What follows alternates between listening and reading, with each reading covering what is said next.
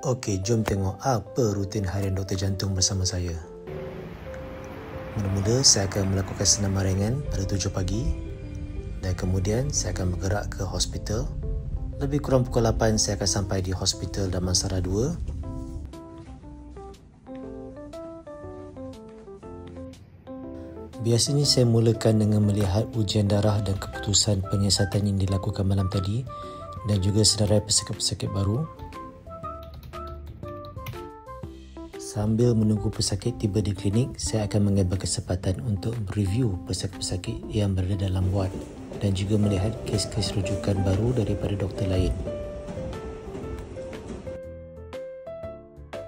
Dan kemudian saya akan melihat pesakit di klinik. Contohnya di sini seorang lelaki berusia 30 tahun mengalami sakit dada.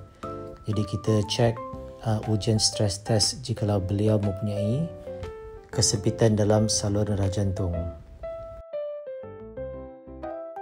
Okey, jom ikut saya ke tingkat 5. Di sini letaknya makmal cath kami di mana kita akan buat satu prosedur angiogram.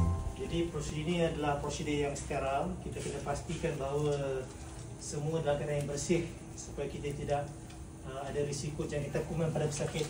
Coronary angiogram di mana kita akan memeriksa saluran darah jantung untuk memastikan tidak ada kesempitan. Hari ini kita ada seorang pesakit yang berusia 40 tahun mengalami sakit dada. Beliau ada kencing manis, darah tinggi dan kolesterol. Jadi hari ini kita akan lihatlah sama ada kesempitan atau tidak dalam saluran darah beliau. Okey, let's do it.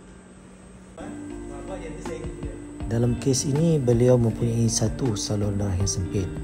Jadi dengan persetujuan beliau kita memasukkan suatu balun untuk membuka kawasan yang sempit tersebut dan meletakkan suatu stand. Jadi prosedur ini kita namakan angioplasti.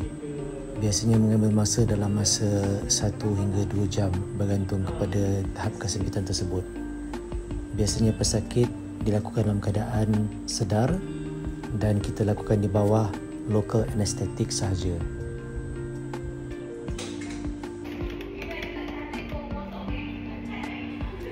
Selepas makan tengah hari, saya menerima satu panggilan rujukan daripada Jabatan Kecemasan.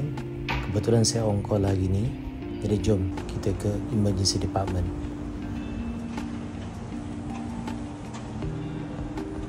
Jadi kes yang baru tiba di Jabatan Kecemasan ini adalah seorang wanita berusia 65 tahun yang mengalami sesak nafas dan demam dan didapati beliau juga mempunyai penyakit lemah jantung.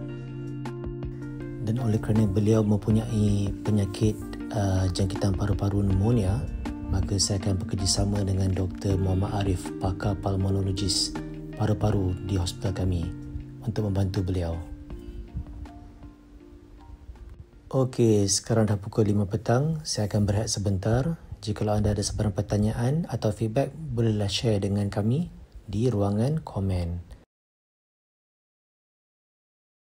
Okey, terima kasih. Bye-bye.